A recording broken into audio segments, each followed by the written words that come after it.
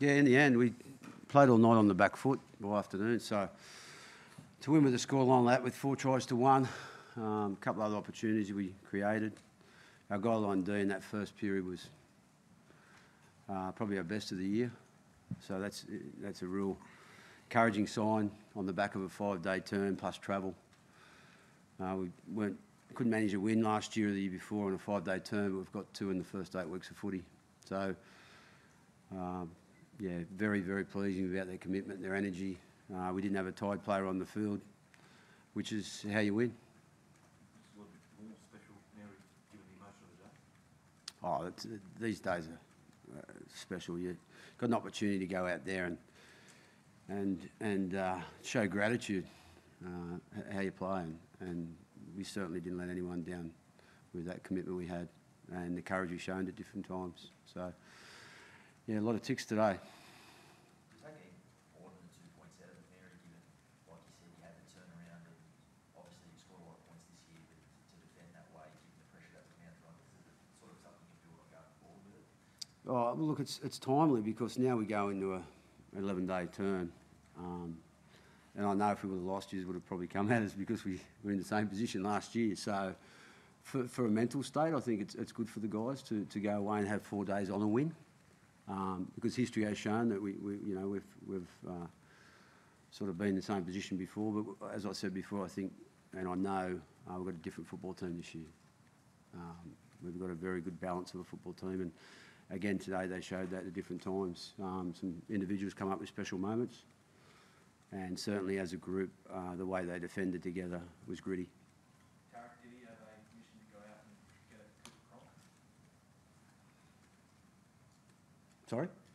Did Gareth have a mission to go out and go after Cooper Cronk? No, well, obviously Coops is a fair indicator on what they're going to do on both sides of the field. A lot of their kicking game revolves around Coops, so he's a wonderful player, and to have any chance, we had to be aggressive across the field to create a wall of pressure in everything they'd done, and because a lot of the football is off Cooper, we pressured him well. It was not only Tarek at different stages. You could look at our Jack DeBellin, James Graham. Obviously, Tarek plays on that edge, so when he got an opportunity that he wanted to dig in the line, well, he was going to come off the ground, obviously. So Tarek's been doing that week in, week out to every halfback, but legally, which is great. So, no, not directly, but as a team, we obviously knew that if we controlled what Cooper done, it would go a long way of winning the game. Oh, we executed the whole game plan, I think, well today. The management on the field at different stages, as I said, playing off the back foot for most of the day. We had a lot of errors in yardage. Penalty, they got a couple of, I think, 3 6-to-goes, which hurt. But we found a way, and in the end, taking that 2 points, we sort of grew after that. It was probably a time that we needed a rest. And I think they had 3 or 4 sets in a row on us. So to come away from that with only 2 points against us, and to get that try to start the game and get that try before half-time, they were 2 massive, I suppose, turning points in the game. Gareth, there were some remarkable scenes, Jack DeBellin cheering when they went for that penalty goal. But what was the feeling amongst the team? Yeah, well, I think we turned him away probably 5 or 6 times, and I was a little bit surprised when they did it. It just showed that the wall of pressure that we're creating on our try line was great, and we took it as a positive thing that they couldn't break us and they had to kick the penalty goal. So from that we got a bit of a kickstart. Mary, you said just before that if you lost that game, I know you were saying respectful. Yeah, absolutely. We come at you, but yeah, not so much. I didn't. No. Clearly, you're cognizant of last year, and I know you spoke positively this week about we're a different team. Yeah. But you've seemed tonight you are a different team. Thank you. Prove it, right? Yeah, absolutely. And we've got to prove it next week too. It's just not this week and not last week. But I thought we played really well last week and got beaten. But at the same time, last year we lost this game in extra time. We got blown off the park against Melbourne, but then we lost against Cronulla in the last couple of minutes. But then a lot of negativity come in. So at the moment, we've got to prove ourselves every week. We understand that. But I just feel that we have got a different football team and our balance is better. And obviously the number 7 helps Gareth game managed well. And I think Cameron McGuinness is last year, the year before last year, only played 15 games. Now he's an 80-minute hooker because he's played continued football throughout 2017, week to week, and he's getting through games well. So, you know, I feel now that these guys, regardless of whether we win or lose, we're going out there and playing a solid brand of footy. So we need to forget about in the past and look at what we're going to do in the future. Mary, did you think you'd have another 6 points when you saw the replay of Van McDonald?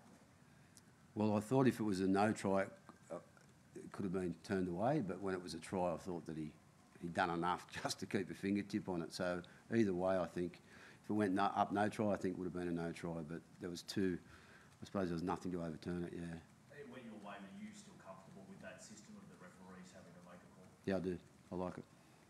Especially when they go your way. Gareth, what did you think when you watched the week one? Did you think it was a try? Yeah. Honestly. Yeah. Us. Yeah. Yeah, well, it's like Mary said, he awarded a try, and obviously there wasn't insufficient evidence to overturn it. So at the end of that, it's out of my hands, out of Nene's hands. It's up to the refs and the video ref, and they made a decision. So obviously, certainly happy with it. Mary, that first try in the opening minute, chip kick, you know, they went 60 metres. What does that say about the confidence in this team at the moment? Yeah, they've got a real belief and a trust in one another. They've got a purpose behind what they do, and they're pretty disciplined. Like, to start the game, you'd be looking for field position, but if they see anything, they're allowed to obviously go out there and execute it well.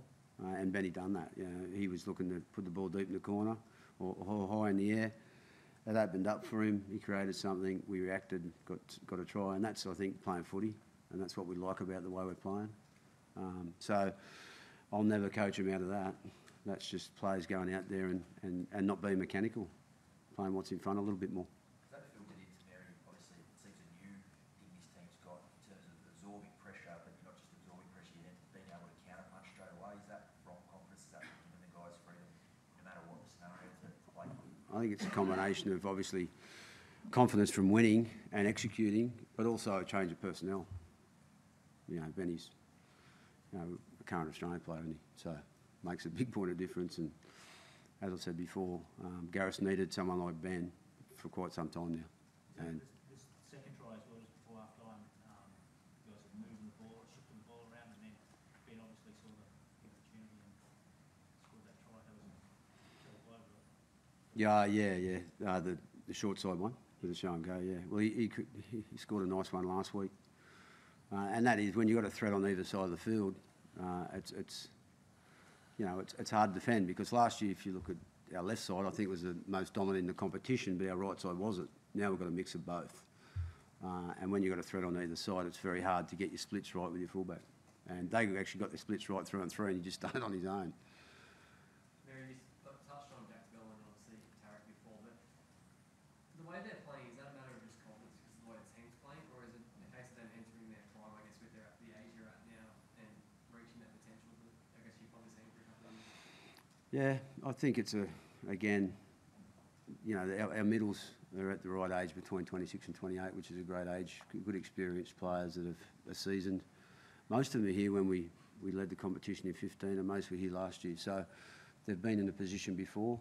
As I said, I think just with the experience in James and his leadership and the inclusion on Ban and the development of all them players you spoke about, it's not any one thing, it's a combination of a few. And certainly they're at a stage now that they've probably had enough of losing. They want to win every week. You know, and they've seen and they've learnt, and I've had to critique my leadership style as well. You know, so certainly we haven't done anything yet. We're a third of the way through the competition. We are leading it, and we know what's ahead of us, so we're not getting ahead of anything. But as a whole, we continue to learn a lot about what we've done well and what we haven't done so well.